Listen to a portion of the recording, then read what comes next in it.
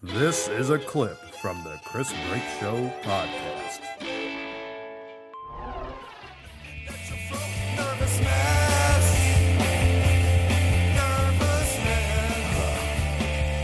All right, hey, we're back, and we got Zach Attack and John, and we're all here.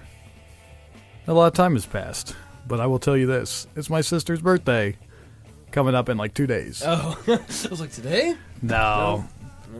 2 days, 2 days, not 2 days. But the thing that pisses me off about that is we have to go see the Hunger Games because it comes out on her birthday, Catching Fire. Does that piss you off? No, what pisses me off is actually having to watch it in a movie theater on the day it comes out. You know, like crowd or yeah, the crowd. Like I hate that because you have to buy the ticket in advance, which is no problem.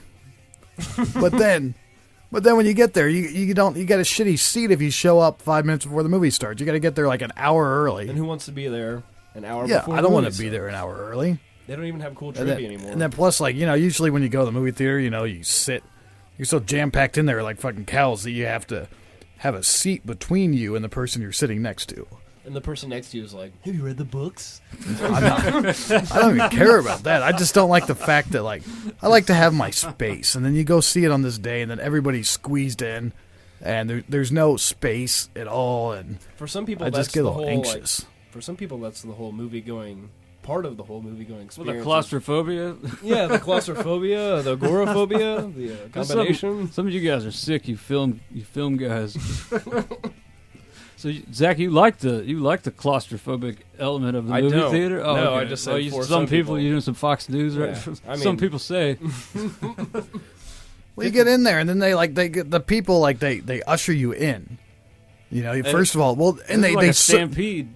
They search you now. They Oh, wand wow. you down now. Dude, So if you go to opening what? night of a movie, especially something like Hunger Games, because of the Dark Knight, Right, Dark Knight. fatality, catastrophe, now you get wanded down. Dark Knight, the guy shot up the theater, right? Dark Knight Rises. I'm sorry. Dark Knight Rises, and they search you, and then you don't have a fucking decent seat. If you don't want, if you get just the whole thing just pisses me off. I went to that trilogy, and so we didn't hear about until after it happened. So we had seen trilogy? it. We went. Well, my friend and I went and saw the Dark Knight trilogy. So we saw Batman Begins, Dark Knight Rises. And did you guys get searched? No. Where was this? Because it was before it happened. Right, it was in Colorado. So actually, Before. we were not in Colorado to the east, Huh. so it was behind us. But yeah, it was weird getting out of the movie and finding that out immediately after because that was on the radio. It was just really, it's real strange. Movies. Yeah.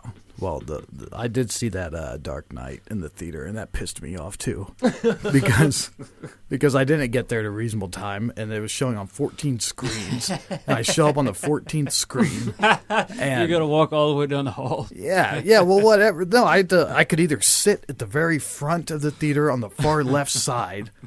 And see like Slim Pickens. you have to move your head around left to right to see what's happening. What's the worst? So I sat on the floor. least worst. Yeah, You sat on the floor? I sat on the floor. Oh, did you get ushered? The usher come and tell you no? No, I sat in the handicap spot. Yeah, What are you gonna do? I'm my handicapped. My tailbone hurts so bad by the end of it. You were handicapped when you left. I have a tail. It's not my Do you? tailbone. My tail hurts. My actual tail hurts. You have the usher. like a story to tell, No, that's what you tell the usher. My tail hurts. like shallow hell. That's my handicap. Yeah, you're George Oh, the Costanza tail. with the tail. Yeah, shallow hell. But that is the worst part Good. of going to a movie during the premiere. You have to wait. Like I don't understand why in Indianapolis they don't have the assigned seats.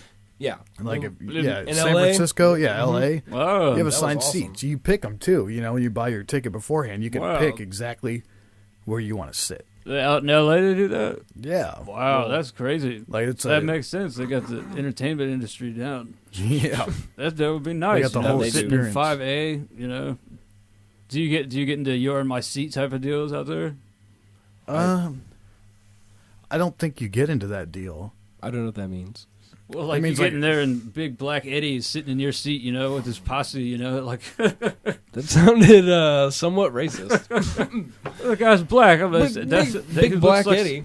Big Black Eddie is gonna whoop White John's ass in my mind, you know. I mean, I'll do my best, but I'm not trying to. I'm not gonna throw my cards against Big Black Eddie. I mean, I'm just saying you would have to politely, figure out how to be like, hey man, this is definitely my seat. You got to go sit in the handicap spot with Chris Brake down there, Pretend you got a tailboat. Does that happen out there? I would not have that problem. I wouldn't have to sit in the handicap spot if I had assigned seats. I could show up whenever I wanted to. But that's what he said. What if you went in there and someone was in your seat?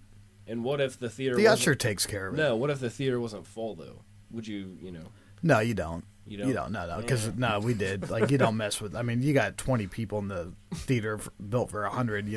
Speaking of and some Seinfeld. guys sitting there in the middle. You don't. That's a perfect Seinfeld. That's a perfect episode right there. I think that was Hispanic guys who was yelling at. Oh, I have no. I'm just saying that is perfect. Sitcom Episode if I've ever heard one. I have a racially photographic memory. I'm sorry.